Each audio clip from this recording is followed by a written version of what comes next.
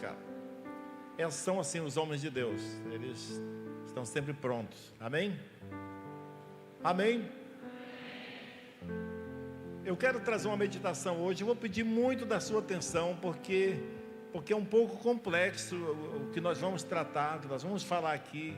Não é difícil de entender, mas precisa prestar atenção para não perder, senão, assim, de perder uma frase, a gente pode desconectar daquilo que a gente quer hoje aprender da palavra de Deus. Vamos ler Gálatas capítulo 5, versículo 16 em diante. Procure aí na sua Bíblia.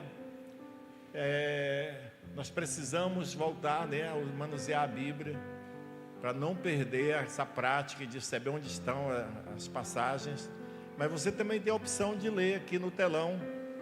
E quando nós estivermos lendo o texto, eu peço que você acompanhe, ouvindo e lendo, ou na sua Bíblia ou no telão, para você ter contato com esse texto e se colocar dentro dele, porque ele fala da nossa história e é muito importante que nós estejamos bem entendidos sobre isso.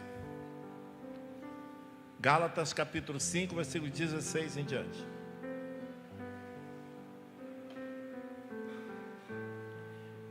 Diz assim a palavra de Deus: digo, porém, o seguinte: vivam no Espírito, e vocês jamais satisfarão os desejos da carne, porque a carne luta contra o Espírito, e o Espírito luta contra a carne, porque são opostos entre si, para que vocês não façam o que querem.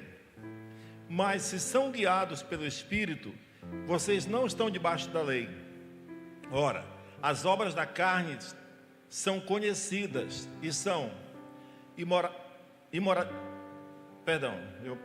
imoralidade sexual, impureza, libertinagem, idolatria, feitiçarias, inimizades, rixas, ciúmes, iras, discórdias, divisões, facções, invejas, bebedeiras, orgias e coisas semelhantes a estas.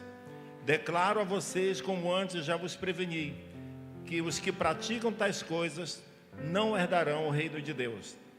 Mas o fruto do Espírito é amor, alegria, paz, longanimidade, benignidade, bondade, fidelidade, mansidão, domínio próprio.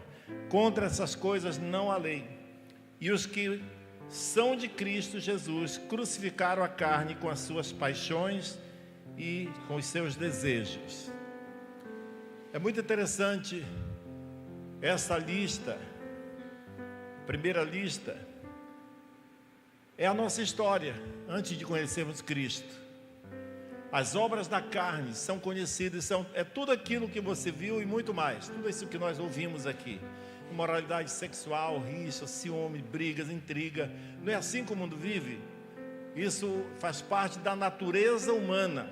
Mas as obras do Espírito, mas o fruto do Espírito é amor, alegria, paz, paciência, tranquilidade, sinceridade. Toda essa lista também. Irmãos, isso é muito importante porque é um contraste total e nós precisamos nos posicionar para que essas verdades, umas coisas têm que ser tiradas da nossa vida e outras têm que ser colocadas. E como que a gente pode fazer isso? Nós vamos ver daqui a pouco, a partir de agora, nessa meditação que eu preparei para a gente conversar sobre elas aqui. Amém? Desculpa, eu pulei aqui mais uma vez. Pronto. O nosso tema é a importância de ser cheio do Espírito Santo. Porque quem se depara com uma lista dessa, de como que é a natureza humana, não dá para a gente enfrentar isso com a própria natureza humana, o nosso próprio jeito de ser. Nós precisamos entender qual o recado que o apóstolo Paulo estava dando para os Gálatas, para que nós possamos aproveitar isso que ele ensinou para os Gálatas e aplicar na nossa vida, para que a gente tenha sucesso. Porque, irmãos, a vida cristã não consiste em você ser membro de uma igreja apenas. Existe uma corrida, existem degraus a serem conquistados, existem promoções, existem níveis diferentes. A Bíblia diz que de glória em glória. E tem várias passagens na Bíblia, em Hebreus, eu pelo menos só hoje eu li duas, que o autor fala que decorrido o tempo que a gente está na fé, já era para a gente ser mestre na palavra, já era para a gente estar mais entendido e não ter que voltar para os assuntos dos fundamentos. Isso é o que o escritor de Hebreus fala. E em outras passagens na Bíblia também menciona sobre a necessidade da gente crescer. Paulo fala muito sobre cada um tendo revelação de Deus, da palavra, da sua identidade, crescendo. Lá em Efésios diz que Deus escolheu pastores e apóstolos e profetas e mestres com vista ao aperfeiçoamento dos santos para que eles desempenhem o seu serviço até que cheguemos à perfeita varonilidade, ou seja, crescimento e maturidade. Agora eu fico pensando, por que será que alguns crentes parece que demoram demais para crescer?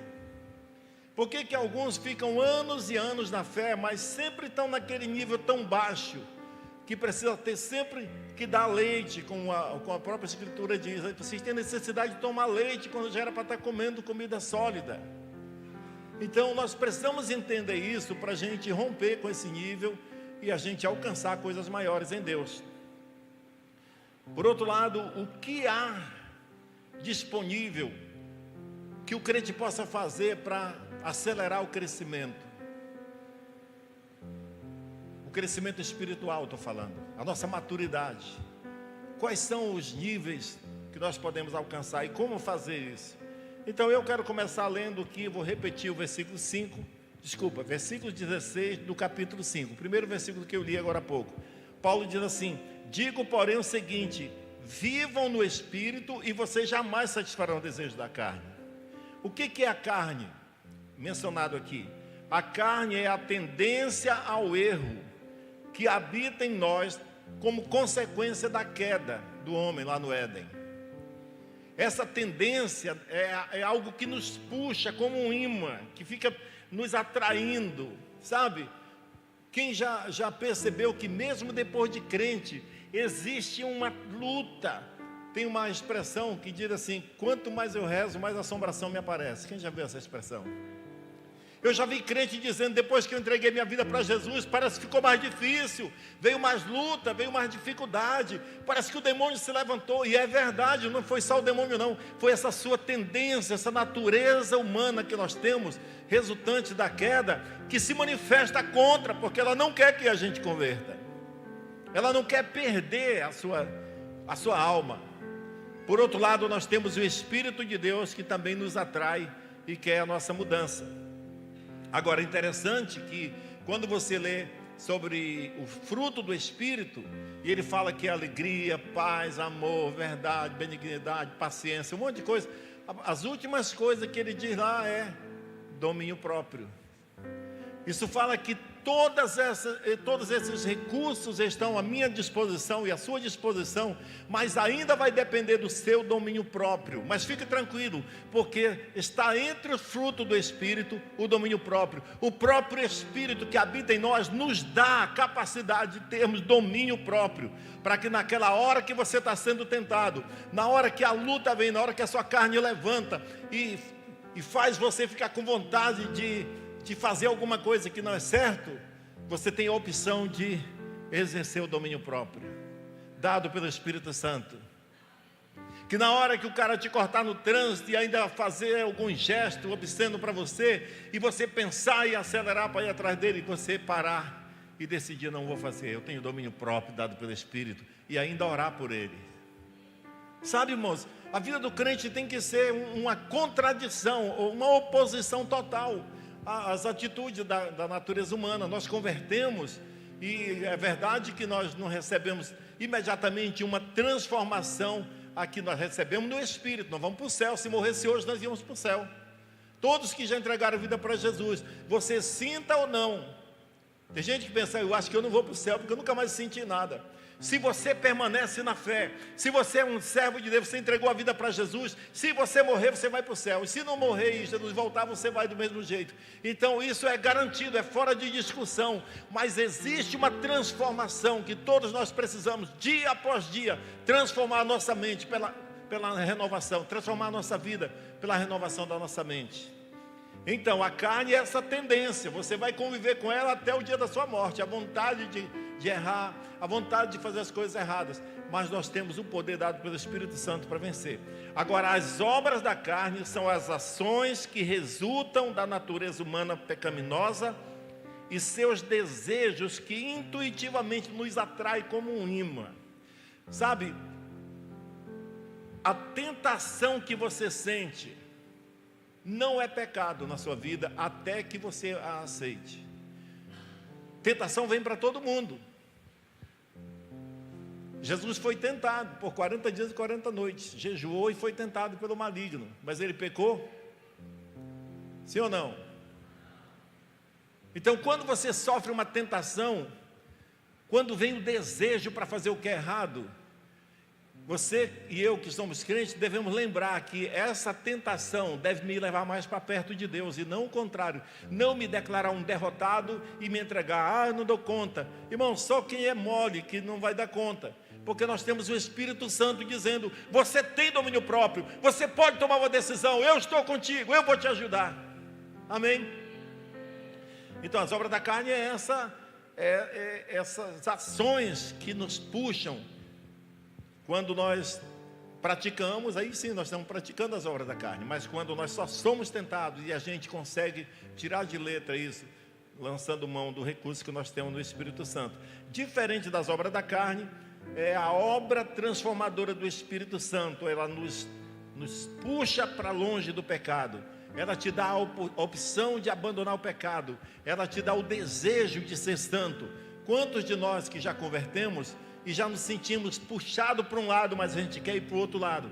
Só que o texto diz que essa luta da carne contra o Espírito e do Espírito contra a carne é uma luta que tenta tirar você daquilo que você quer fazer. O que um cristão quer fazer na vida?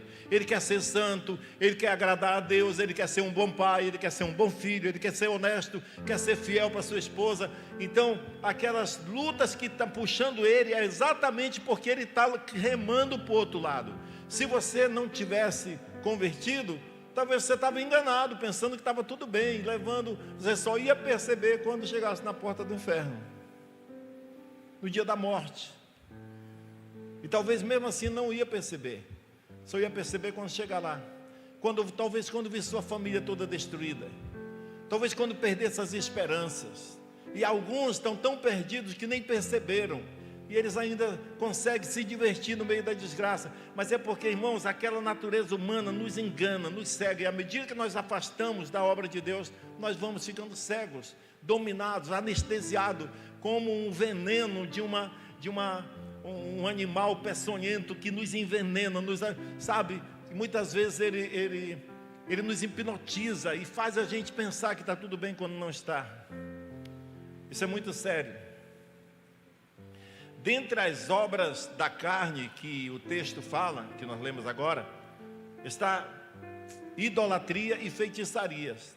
São muitas, você viu, imoralidade sexual, briga, ciúme, risco, tudo isso aí. Mas para mim a mãe de todas essas obras é a idolatria e a feitiçaria, que está presente muito forte na vida de qualquer pessoa que não conhece a Deus ainda. E quando você se converte, essa luta ainda continua tentando te puxar para trás. Essas são, a idolatria e a feitiçaria, são as evidências de um desejo de estar em contato com o domínio espiritual por meios inventados pelos seres humanos. Ou seja, são pessoas que até elas pensam, eu quero Deus, mas do meu jeito. Eu quero ter a minha religião, o meu jeito de adorar. Ah, mas a Bíblia diz que é assim, irmão, mas eu não me importo com o que a Bíblia diz, eu quero o meu jeito. Isso é resultado de um egoísmo, porque a idolatria e a feitiçaria são um autoendeusamento. Porque quem não é idólatra aceita fazer qualquer mudança quando descobre o que a Bíblia diz que é para ser, como é para ser.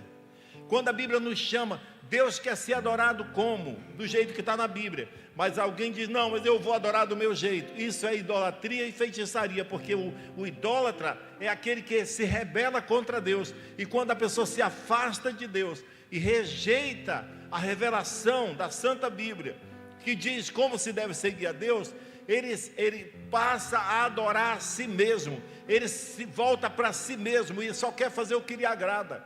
Sabe, tanto o idólatra como o feiticeiro, não é que eles querem tanto adorar a Deus de outro jeito, é porque eles querem fazer a sua própria vontade. Que eu estava aqui na sexta-feira, na noite de glória, eu li um salmo que diz assim: por que as nações se revoltaram contra Deus? Por que as autoridades, elas querem se desligar de Deus? Por que eles são contra? Por que as autoridades dizem: vamos lançar fora nossas algemas, vamos romper com essas ligaduras, né, de Deus? Então nós poderíamos comparar com conservadorismo. O que é conservadorismo no nosso contexto aqui? É quem concorda com a família do jeito que Deus falou, quem concorda que a gente tem um padrão de vida estabelecido pela palavra de Deus e a gente quer seguir. Sabe, e as autoridades muitas vezes, a Bíblia já dizia isso lá no Antigo Testamento, o livro de Salmos. Por que eles dizem: lancemos fora dessas algemas? Sabe, seguir a Deus é cheio de regras, a gente fica preso a regras. Nós queremos ser livres, fazer tudo o que nós queremos. Na verdade, o idólatra e o feiticeiro, eles querem glória para si mesmo. Tudo que eles fazem é porque eles querem exaltar a si mesmo. Eles jamais aceitam se submeter a uma liderança, a uma autoridade. Então isso gera um egoísmo tremendo, que acaba quebrando também todo o sistema de comunhão. As pessoas não têm mais comunhão umas com as outras, porque quando a gente deixa de servir a Deus, a gente se torna egoístas. Nós queremos só para nós mesmos. Aí surgem invejas, feitiçarias. Por exemplo, inveja é um dos frutos, um dos resultados disso. Uma pessoa que não tem contentamento, não está feliz com o que Deus tem dado para ela, e ela começa a invejar o outro. E é bom que fique sabendo o seguinte: quando um irmão compra um carro e o outro diz: esse carro, você gostou do carro? Também gostei. Esse carro é muito bom. E o irmão deseja comprar um igual e compra, se ele pode, não é inveja não. Você pode inspirar uns aos outros e fazer o que é melhor, aprendendo uns com os outros. Inveja é quando você não pode fazer aquilo, então você fica chateado porque Deus está abençoando outro irmão, não está abençoando você. Isso é resultado de um egoísmo crônico, que é típico de quem se afastou de Deus, de quem adora a si mesmo. Então isso é muito sério, são obras da carne que nós devemos vencer. Então a idolatria é isso, ela tem esse domínio espiritual voltado para si mesmo. Embora eles digam: todo caminho leva a Deus, eu estou querendo servir a Deus também. Uma vez eu vi uma reportagem de um feiticeiro, era tipo um debate que estava tendo. E ele falou assim, ele era o tipo do cara que fazia aqueles trabalhos que uma mulher queria tomar o marido da outra, por exemplo. Isso é verdade, eu assisti. Aí ele ia com aquele macumbeiro, o cara era bom, era bater e ver, fazia e tomava mesmo. Então ele era famoso porque ele conseguia fazer esses trabalhos. Então o repórter falou assim: mas você não sente mal fazendo isso? Isso não é desonesto? Ele falou: não, estou fazendo o meu trabalho, estou ganhando o meu pão, honestamente, eu estou trabalhando e recebendo por isso. Aí o repórter falou: mas você não está fazendo um grande mal. Ele depende do ponto de vista da pessoa que me contratou, estou fazendo um grande bem para ela. Agora, o bem de um pode ser o mal de outro.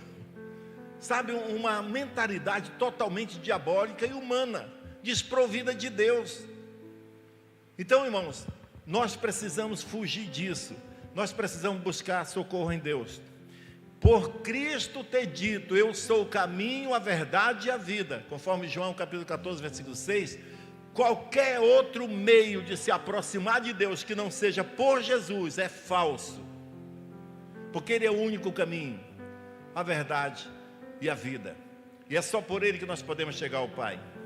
Quando as pessoas rejeitam a Deus, elas se voltam para si mesmas e elas fazem sobressair o egoísmo que está dentro de si, causando danos ao redor. Porque uma pessoa que não respeita Deus e não ama Deus, ela não vai ter sentimento nenhum pelas outras pessoas, ela só pensa em si mesma. Nós temos que ser honestos e admitir nossos fracassos no que diz respeito a essa luta contra a nossa natureza humana, se nós não buscarmos a Deus. Por que muitos crentes ficam lutando e ele diz: eu não vou, eu saio no dia da Santa Ceia, ele faz uma aliança: eu não vou mais olhar pornografia, agora eu estou livre. em nome de Jesus. E quando chega de frente a um computador, não resiste e faz de novo. É essa luta maligna, essa natureza humana que continua nos perseguindo. Mas se você for cheio do Espírito Santo, você vence. Se nós andarmos no Espírito, nós não vamos mais satisfazer as obras da carne. É o que o apóstolo Paulo está dizendo aqui. Amém? Se não tivermos rédeas curtas contra essa nossa natureza, nossas vontades, ela vai nos dominar e vai influenciar nas nossas decisões. E isso caracteriza a escravidão. Ela vai puxar a gente, sabe, uma pessoa que diz, eu não quero mais fazer isso, mas meu coração está pedindo. Eu estou com vontade, e eu sigo a minha vontade, e não a vontade de Deus. Eu estou sendo escravo das minhas vontades. Seguir o Espírito Santo é seguir a intuição dele, é você consultar Deus antes de tomar decisões, antes de viajar, antes de mudar de emprego, antes de mudar de cidade, antes de casar, antes de fazer qualquer coisa, antes de fazer um grande negócio. Você vai orar, Deus, não deixe eu errar, Espírito Santo me fala. Agora tem muita gente que não consegue identificar a voz do Espírito Santo, porque não tem relacionamento nenhum, é zero. Quantos de vocês aqui já tiveram a seguinte experiência? Você ia fazer uma viagem, ou um negócio, ou qualquer coisa, uma decisão que você ia tomar, e a sua esposa estava concordando, ou seu esposo, ou filhos, você estava tudo certo.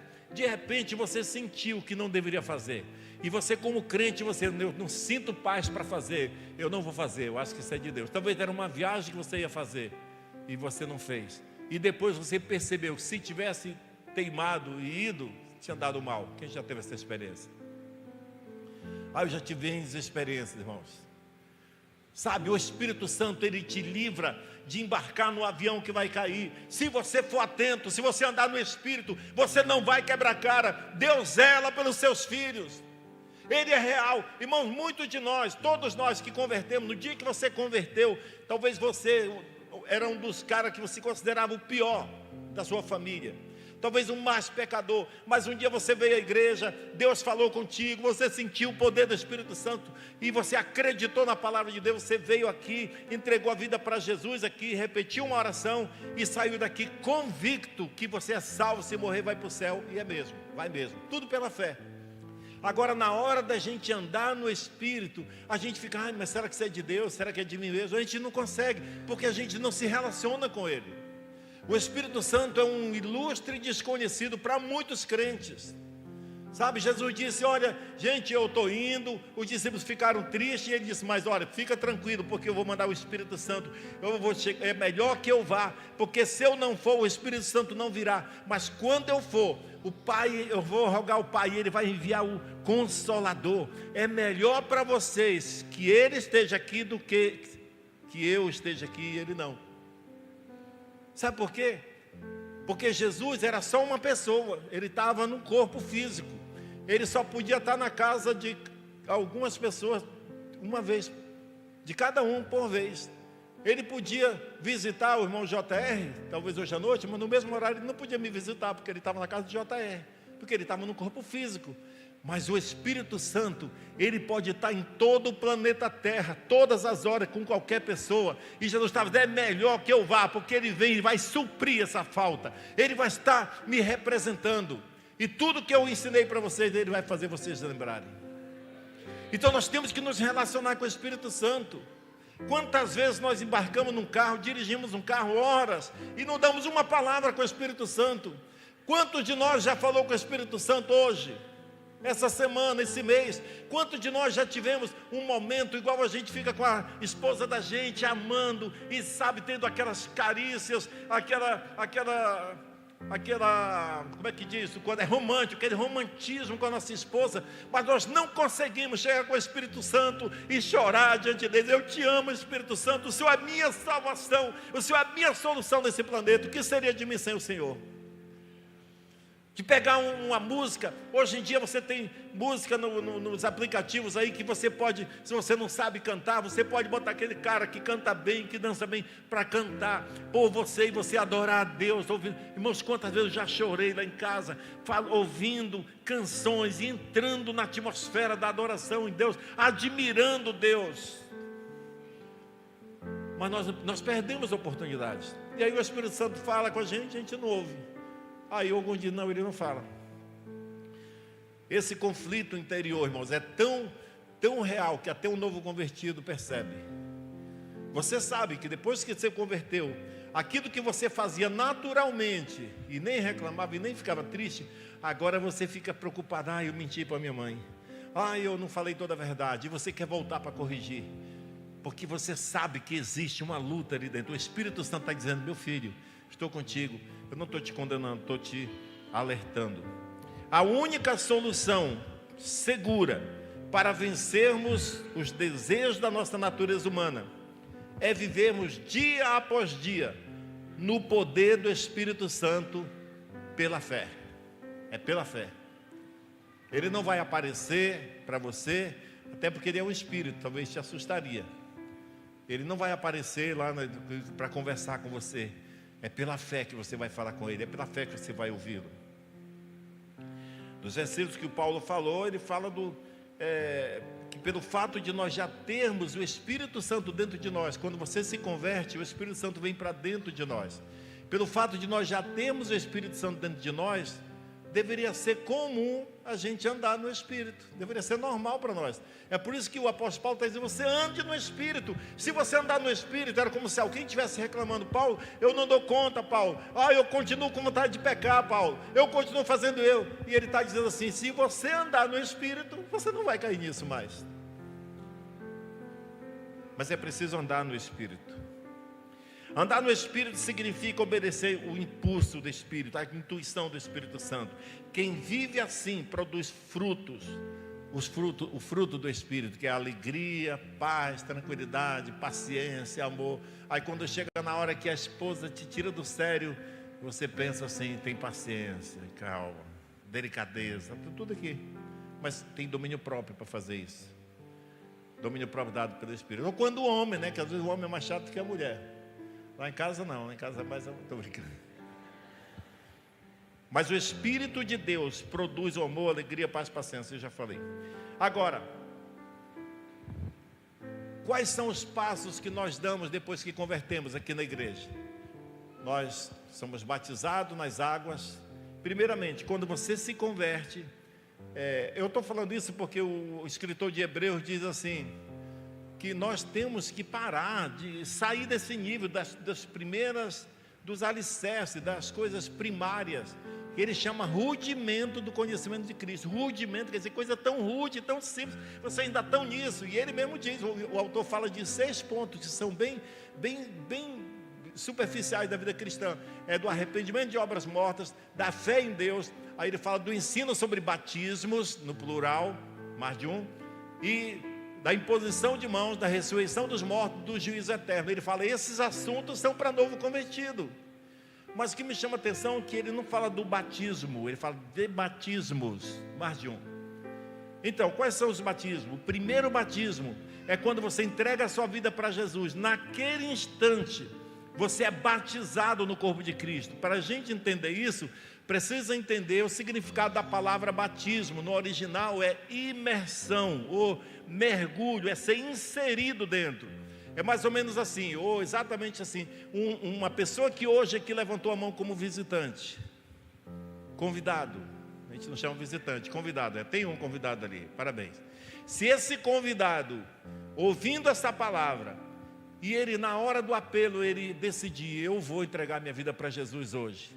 No instante que ele vem e repete aquela oração, e ele sai daqui salvo, naquele instante, ele deixa de ser um convidado, ele deixa de ser parte da igreja, ele se torna a própria igreja, ele é amalgamado, inserido, ele se torna um com o corpo de Cristo. Esse é um batismo, uma imersão no corpo de Cristo. Isso é Jesus que faz, viu? Não é o obreiro que vai botar seu nome na lista, não. Se seu nome estiver lá ou não, não adianta, não importa. O que importa é o que Jesus faz na hora. Ele faz de você um membro do corpo de Cristo, uma parte vital do corpo de Cristo.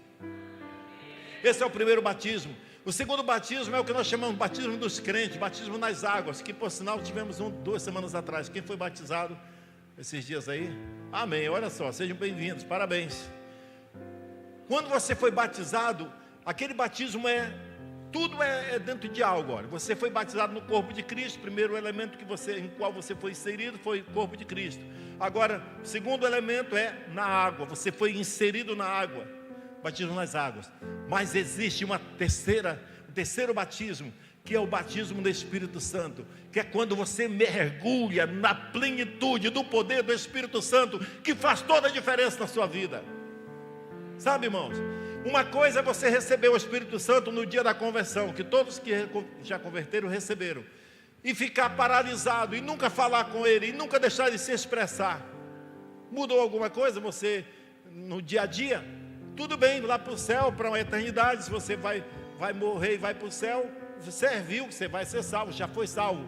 Agora, se você nessa vida vai continuar sendo um crente, mas não vai ter diferença nenhuma das outras pessoas, porque você cai nos mesmos erros, você não tem força para nada como qualquer outra pessoa, é porque a gente não busca. O Espírito Santo está ali, ele entrou em você, mas você não entrou nele. Mas essa experiência que eu estou falando do Espírito Santo é quando você mergulha nele e você se entrega sem reserva, dizendo: Deus, eu quero que o Senhor me use.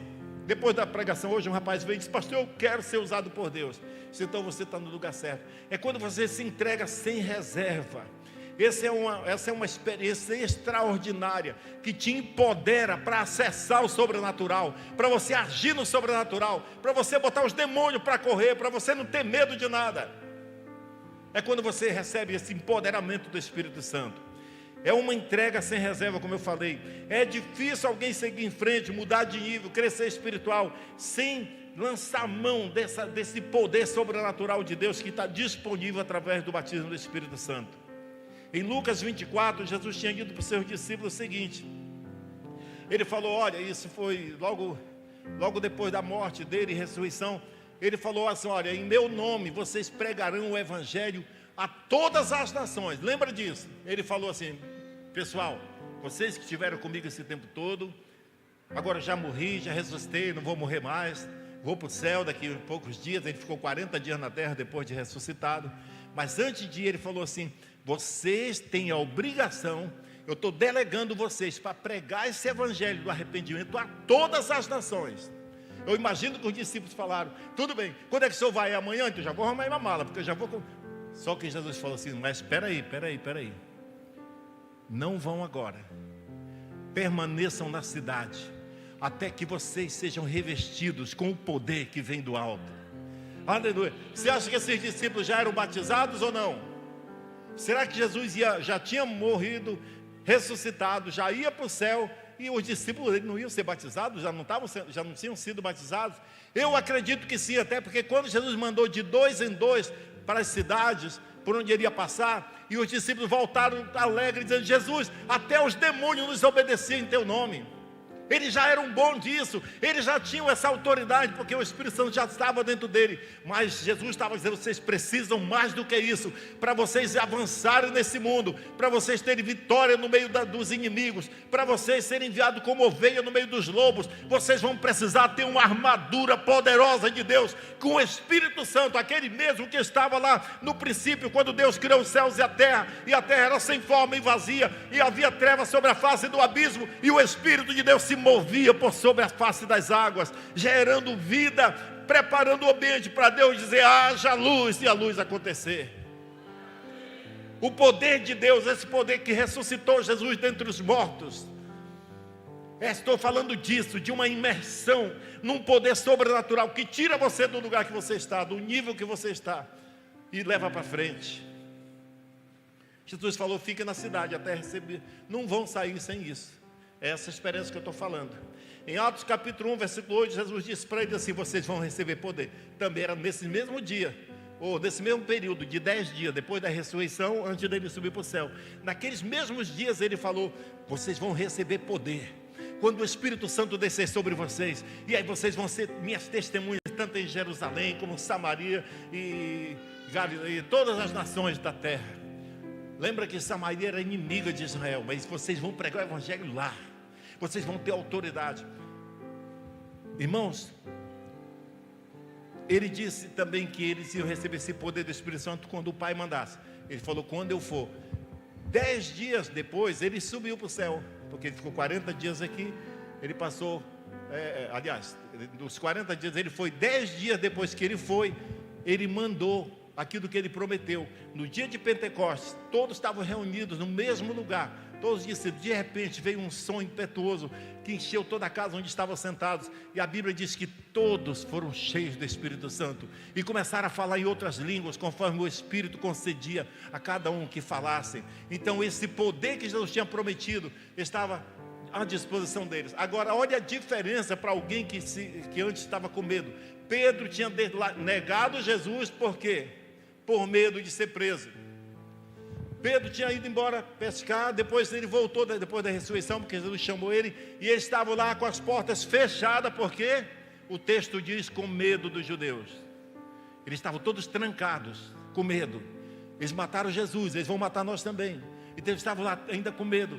De repente veio o Pentecostes, eles abriram as portas, e o Pedro, antes medroso, agora ele fez uma pregação pública, e converteu 3.000 pessoas.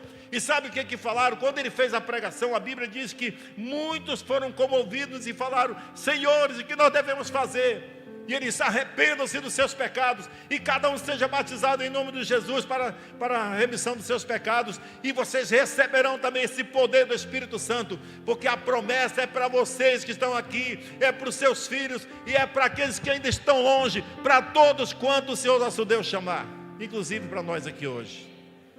Então é uma promessa que se repete, que deve ser feita de novo, que deve ser vivida, que deve ser renovada, que deve ser levada enquanto houver gente na terra, enquanto Jesus não arrebatar a igreja. Essa bênção, essa promessa está à disposição, e muitos crentes estão desperdiçando.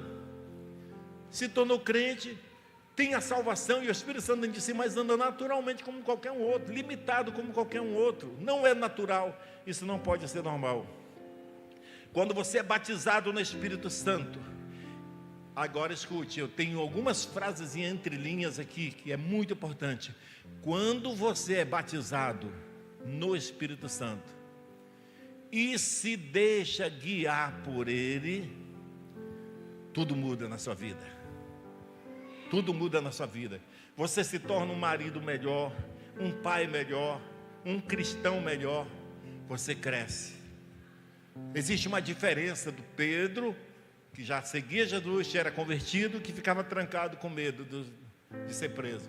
E existe um Pedro, que depois que recebeu o Pentecostes, o batismo no Espírito Santo, e não tinha mais medo, e disseram, vamos te crucificar. Tudo bem, mas só peço uma coisa, não me crucifique igual o meu mestre, porque eu não sou digno, me crucifique de cabeça para baixo. Foi crucificado de cabeça para baixo. Todos os discípulos morreram, exceto João, foram martirizados pelo Evangelho e não voltaram atrás. Sabe, irmãos, em Atos capítulo 8, versículo 14 a 17, conta que quando Filipe, naqueles dias mesmo, Filipe saiu e foi pregar para os samaritanos. Olha só, os samaritanos eram um povo que não falava com o povo de Israel, não se davam bem. E aí, Filipe foi lá e começou a pregar o Evangelho, e muitos se converteram e começaram a receber curas. A Bíblia diz que havia muitos milagres, eles estavam tão felizes e alegres. Quando os apóstolos que estavam em Jerusalém ficaram sabendo que o Evangelho tinha chegado em Samaria, enviaram Pedro e João para aquela cidade de Samaria para ver o que estava acontecendo. E quando chegaram lá, diz assim, olha, quando Pedro e João chegaram ali, oraram por eles para que recebessem o Espírito Santo, pois o Espírito ainda não havia descido sobre nenhum deles, tinham apenas sido batizados em nome do Senhor Jesus. Então lhes impuseram as mãos e eles receberam o Espírito Santo. Quem sabe você que está aqui hoje também, até já foi batizado, mas você nunca recebeu esse poder, ou se você recebeu, passou batido, você não se envolveu. Irmãos, não é um pastor que vai fazer isso. O que acontece é uma resposta de Deus para quem clama, para quem quer. E sabe, quando você for pedir o batismo do Espírito Santo hoje, você não vai pedir para eu orar na sua cabeça, que eu não vou não. Você vai fazer você mesmo, porque Ele já está aqui dentro de você. Se você já é um crente, o Espírito Santo já está dentro de você. Você não precisa nem dizer assim, venha Espírito Santo, porque Ele vai dizer, ei, eu estou aqui. Você tem que olhar para baixo, para você mesmo e dizer, eu recebo agora esse poder sobrenatural. Espírito Santo, eu autorizo, eu libero o Senhor me usar como o Senhor quiser. Ele está aí dentro de você. Em Mateus capítulo 3, versículo 11, João estava batizando no Rio Jordão, e ele olhou para a multidão e disse assim: olha, eu batizo vocês com água para arrependimento, mas depois de mim vem alguém que é mais poderoso do que eu não sou nem digno de carregar suas sandálias. Ele vos batizará com o Espírito Santo e com fogo. Esses dias chegaram, é os dias da igreja receber tudo isso. Sabe, irmão, João estava anunciando um reino que ele não tinha muito conhecimento, mas ele sabia de uma coisa: nesse reino que estava por vir, que era o reino de Deus, ele sabia que ia ser marcado por grande atuação do Espírito Santo no meio do povo. Você sabe de uma coisa, na época de João Batista para trás, ninguém tinha o Espírito Santo dentro de si, porque o Espírito Santo não tinha descido sobre nenhuma pessoa antes da ressurreição de Jesus. Mas agora, todo aquele que crê, milhões de pessoas. Você sabia que 2,5 bilhões de pessoas no mundo são cristãos? E os que são cristãos de verdade, todos têm o Espírito Santo dentro dele agora. Ele vai para a sua casa com você, ele vai contigo para o teu trabalho, ele está contigo quando você está alegre, ele está contigo quando você está chorando, ele está contigo quando você está preocupado, ele está contigo quando você está planejando a sua empresa, o que você vai fazer. Consulte a ele.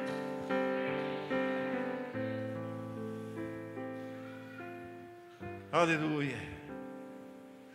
O Espírito Santo nos ajuda nas nossas fraquezas, diz a Bíblia. Ele nos revela a vontade de Deus que está expressa na Santa Bíblia. Ele pode guiar-nos em nossas decisões. Ele é conhecido como Consolador, e Ele pode acalmar os nossos temores e nos encher de esperança. Aleluia. Nós temos ignorado esse Espírito tão maravilhoso. Muitas vezes, olha, a Bíblia diz que o Espírito, lá em 2 Coríntios, capítulo 1, versículo 21, 22, parte B, até o 22, diz que Deus nos selou com o Santo Espírito. Ele é o selo de propriedade, e nós fomos selados como uma garantia. Você sabia que você tem um distintivo do Espírito Santo? É o distintivo que nós temos. Só pode entrar no céu quem tem esse distintivo. É como o ingresso que você já tem para aquele grande evento, já está na sua mão. E o Espírito Santo é esse distintivo. Você sabia que no meio da multidão, as pessoas estão andando pelo mundo. Quando você sai daqui e vai para o seu trabalho, vai para o shopping, vai para qualquer lugar, você sabe que esse mundo é cheio de espíritos bons e maus. Tem os demônios que andam por aí, mas tem também os anjos de Deus que estão por aí salvando pessoas, libertando de acidentes, de coisas malignas. E você sabe que o demônio olha numa multidão de centenas de pessoas e ele fala: aquele ali é crente, aquele ali é crente, aquele outro também. Tem gente, já tem crente, mas ele começa a ficar com medo. Porque existe uma marca em nós, como aquela marca que eles fazem no boi, assim, olha, com fogo. JC, é Jesus Cristo, esse aí pertence a Deus, não vou mexer com ele. E os anjos de Deus estão dizendo assim: tá, vai acontecer um acidente, e ele olha, e ele te livra de acidente, quando nem você sabia que ia acontecer um acidente. Você tem uma marca. Mas também a Bíblia diz que nós temos o penhor. O penhor é uma garantia. O Espírito Santo em nós é uma garantia de que nós vamos herdar a vida eterna. Se você tem dúvida, deixa eu te falar, João já era um velho, bem crente. Eles tentaram matar ele, não conseguiram.